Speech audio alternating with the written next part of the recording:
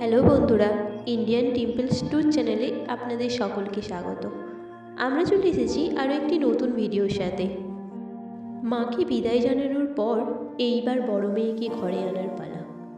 কবে লক্ষ্মী পুজো পড়েছে, কোজাগরী পূর্ণিমা কখন শুরু, কখনই বা শেষ। বাড়িতে লক্ষ্মী পুজো করার পুরোহিত পাচ্ছেন না, নিজেই দেবীর পুজো করে নিতে পারেন। জেনে নিন নিয়ম।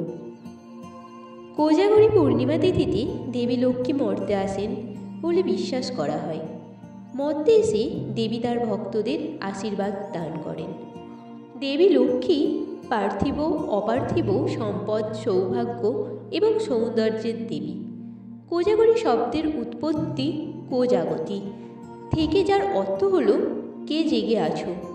এই তিথিতে যারা রাত জেগে দেবী লক্ষ্মীর আরাধনা করেন, দেবীর আগমনের অপেক্ষায় থাকেন, তারা দেবীর বিশেষ আশীর্বাদ প্রাপ্ত হন। 6ই অক্টোবর বাংলার 19শে আশ্বিন সোমবার শ্রী শ্রী কোজাগরী লক্ষ্মী পুজো পড়েছে।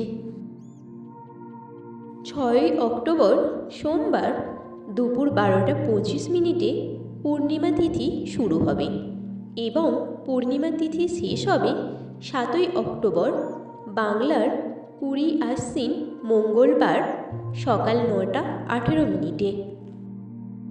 কোজাগরী লক্ষ্মী পূজার দিন প্রায় প্রত্যেক বাঙালি হিন্দু বাড়িতেই মা লক্ষ্মীর আরাধনা করা হয়। বিশ্বাস করা হয় যে এই দিন মা লক্ষ্মী মর্তে আসেন তার ভক্তদের আশীর্বাদ করার উদ্দেশ্যে। মা লক্ষ্মীর আরাধনায় সংসারে সুখ সমৃদ্ধি বৃদ্ধি পায়, অর্থাভাব থেকে মুক্তি পাওয়া যায়। মাটির মূর্তি ছাড়াও মাটির সরা, ছবি এবং নানাভাবে লক্ষ্মী পুজো করার চল আমাদের মধ্যে রয়েছে। যেহেতু প্রায় প্রতিটি বাড়িতেই দেবীকে পূজিত করা হয়, তাই এই দিন পুরোহিতের আকাল পড়তে দেখা যায়। সেই ক্ষেত্রে পুরোহিত ছাড়াই আমরা নিজেরাই বাড়িতে দেবীর আরাধনা করে নিতে পারি। শুধু মানতে হবে সঠিক কিছু নিয়ম। পুরোহিত ছাড়াই বাড়িতে কিভাবে লক্ষ্মী পুজো করবেন এবার সেটাই বলবো। প্রথমেই স্নান করে শুদ্ধ বসন করতে হবে। তারপর যে জায়গায় পুজো হবে সেই স্থান ভালো করে পরিষ্কার করে নিয়ে গঙ্গা জল ছিটাতে হবে। নিজের এবং পুজোয় যারা অংশগ্রহণ করবেন তাদের মাথাতেও গঙ্গা জল ছিটিয়ে দিতে হবে। লক্ষ্মী পুজো শুরুর আগেই নারায়ণকে স্মরণ করে নিতে হবে। মা লক্ষ্মীকে যেখানে বসাবেন সেই স্থানে অবশ্যই আলপনা আঁকতে হবে। বাড়ির সদর দরজার সামনে এবং অন্যান্য জায়গায় লক্ষ্মী দেবীর চরণ আঁকতে হবে। পুজোর স্থানে একটি তামার পাত্র রাখুন। তারপর সূর্যদেবকে স্মরণ করে সেই পাত্রে অল্প অল্প করে জল ঢালতে থাকুন। ঘট স্থাপনের জন্য প্রথমে একটি তামার ঘট নিয়ে তাতে সিঁদুর দিয়ে স্বস্তিক চিহ্ন এঁকে নিন। তারপর মাটির ঢেলা নিয়ে সেটিকে সমান করে মেঝের উপর রাখুন। সেটির উপর ঘট স্থাপন করুন। ঘটের চারপাশে ধান ছড়িয়ে দিন। ঘটটিকে গঙ্গা জল দ্বারা পূর্ণ করতে হবে। এরপর সেটির মধ্যে আম্রপল্লব দিতে হবে। আম্রপল্লবটি ঘটে দেওয়ার আগে সেটির মধ্যে তেল ও সিঁদুরের ফোঁটা দিয়ে নিন। আম্রপল্লবটি ঘটে দেওয়ার পর তার মধ্যে হরিতকি, ফুল ও দূর্বা দিন। ঘট স্থাপনের পর লক্ষ্মী দেবীর ধ্যান মন্ত্র জপ করে দেবীকে নিজের ঘরে ডাকুন।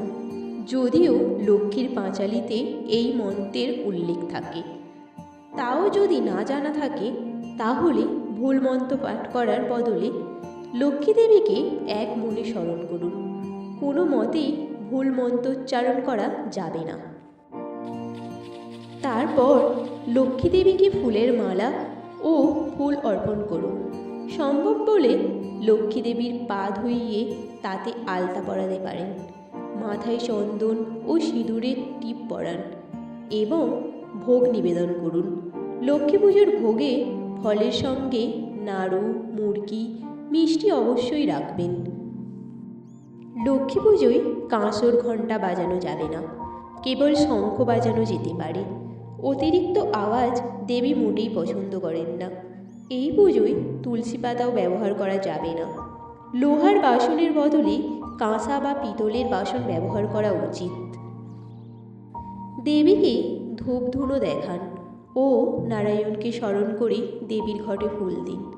তারপর জোড়হাতে দেবীকে প্রণাম করে 3 বার পুষ্পাঞ্জলি দিন। পুষ্পাঞ্জলি দেওয়ার আগে অবশ্যই গঙ্গা জল দিয়ে হাত ধুয়ে নিতে হবে। পুষ্পাঞ্জলি দেওয়া হয়ে গেলে দেবীর কাছে নিজের সকল মনস্কামনা জানিয়ে দিন।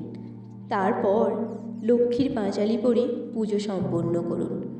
পাঁচালি পড়া হয়ে গেলে পুজোর ঘর থেকে সকলে বেরিয়ে গিয়ে ঘরের জানালা দরজা কিছুক্ষণের জন্য বন্ধ করে রেখে দিন।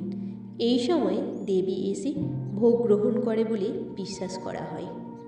সাধারণত সন্ধ্যার পরেই দেবীর পুজো করার রীতি উল্লেখ রয়েছে শাস্ত্রে, তবে অনেকে সকালের দিকেও করে থাকেন। যদিও দেবীকে পুজোর করার শ্রেষ্ঠ সময় হল সূর্যাস্তের পরবর্তী সময়কাল। এই সকল নিয়ম বাদেও বহু বাড়িতে লক্ষ্মী পুজোর আরও নানাবিধ নিয়ম রয়েছে, সেইগুলি নিজেদের মতন করে মেনে পুজো করতে হবে।